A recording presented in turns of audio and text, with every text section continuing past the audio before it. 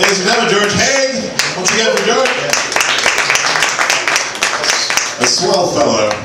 I was just talking into the mic stand like a professional comedian. All right, ladies and gentlemen, I just got 2 comics for you tonight. We think we can handle that? Yeah. All right. Oh, hey, will you hand me the bucket? Yeah, it's looking pretty cool today. It's looking pretty good. More than usual. Last call for donations to our tip bucket here. Brian Ball always says, no condoms, please.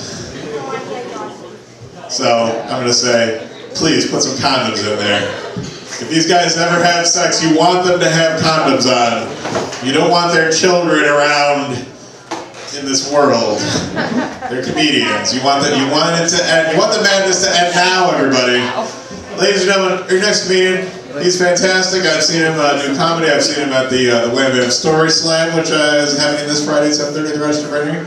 And his name is Ythan Lax. Let's hear it for Ythan.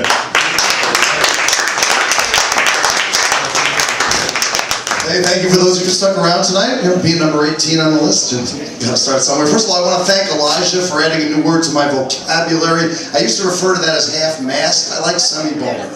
Definitely go with semi-boner. Thank you for the great introduction, Woody. My name is Ythan Lax. Pretty simple name, right? L-A-X, 3 letters, right? Simple? Yeah. Anybody know the 3-letter code for Los Angeles Airport?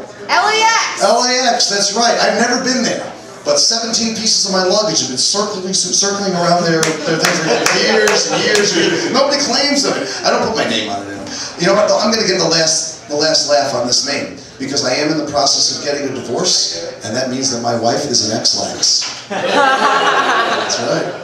That's right. Yeah, now, you know, things started a long time ago, breaking down in the marriage, and I started coming out to do stand-up comedy, honestly, just to get some free time and get away. And she said, "What's the matter with you?" She says, "All you talk about is stand-up comedy." And I said, "Look, I'm obviously going through a midlife crisis. You got a choice. I can either go out and buy a Porsche that we can't afford, I can go out and sleep with some 20-year-old whore, or I can stand on the stage and tell a few jokes." And she says, "Well, since you put it that way, how often would I get to drive that Porsche?" I just told her when the whore and I were done with it. I am your token Jewish comedian of the evening. Any other members of the tribe out there? Yeah, well, you're converting. You're converting, really? I'm surprised there's even one of you out here, because I'm not in Brighton anymore. For those of you who don't know what Brighton is what you call a gated Jewish community that was not actually gated for us by someone else. You're converting to Judaism. Yep. Have you had your bar mitzvah? Well, I'm learning the Hebrew right now. You're learning the Hebrew right now. Here's the big question, and I know you were converting as well. You said, have you had the circumcision yet? Well, I'm all right. Well, I don't need to know that, but how about you? That's a little too much information. Have you had your circumcision yet, Chris? You have not. Well, you know, Chris came to me a while ago because he told me he was converting, and he wanted to know, he says, "Does it hurt?" And I said, "Well, let me just tell you this. When I had mine done, after that I didn't walk for a whole year."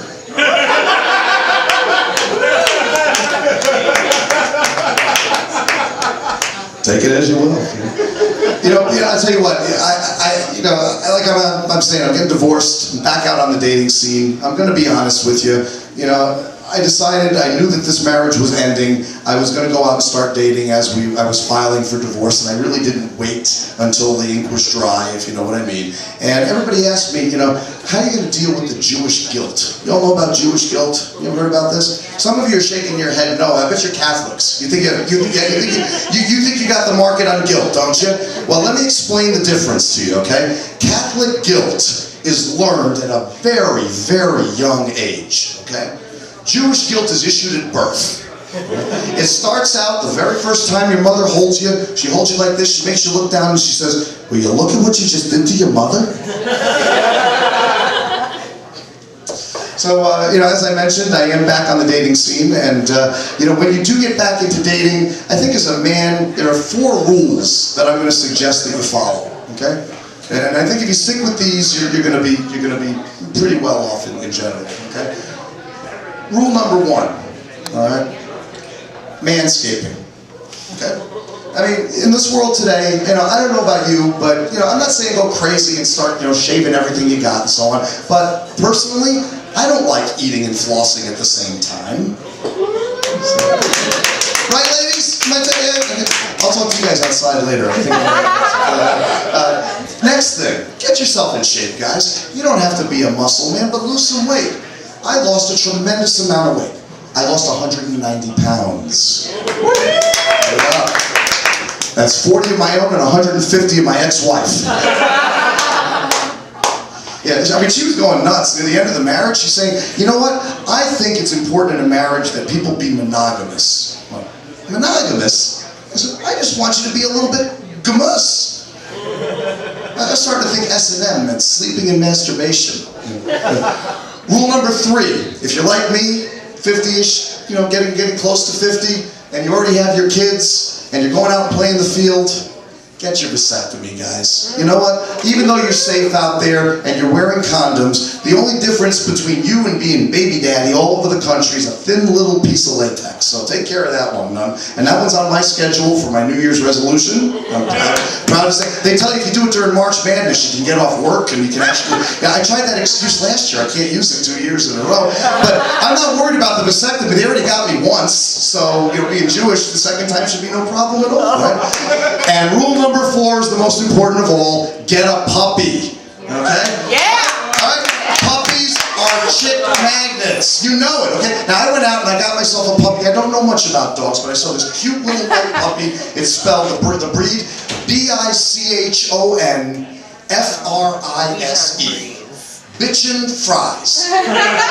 Bitchin' Fries. So, I don't know anything about any French. I took a little Spanish. I'm a pretty simple guy. They're bitchin' fries. So this woman came up to me. I'm holding the dog, and she said, "Oh, what kind of dog is that?"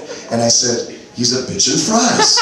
And she says, "A bitch and fries?" She said, "That's ridiculous." I said, "It's most certainly not ridiculous." I said, "If I'm eating some bitch, I just may want fries with that." So, she said, "Is that supposed to be an old man joke, or is that a cannibal joke?" I said, "Of course it's an old man joke. If it was a cannibal joke, I would have eaten that bitch with some fava beans and a nice Chianti." So I took her out on a few dates, and, I told her everything, my rules about being single and everything, and I said, "You know what?" She said to me, "I've decided I'm going to adopt a puppy." And I said, "How about you adopt me instead?" And she says, "After you get neutered." Everybody have a good night. Thank you very much.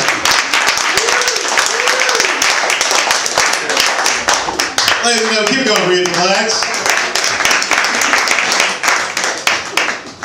Ladies and gentlemen, I got some very sad news for you. We only have one.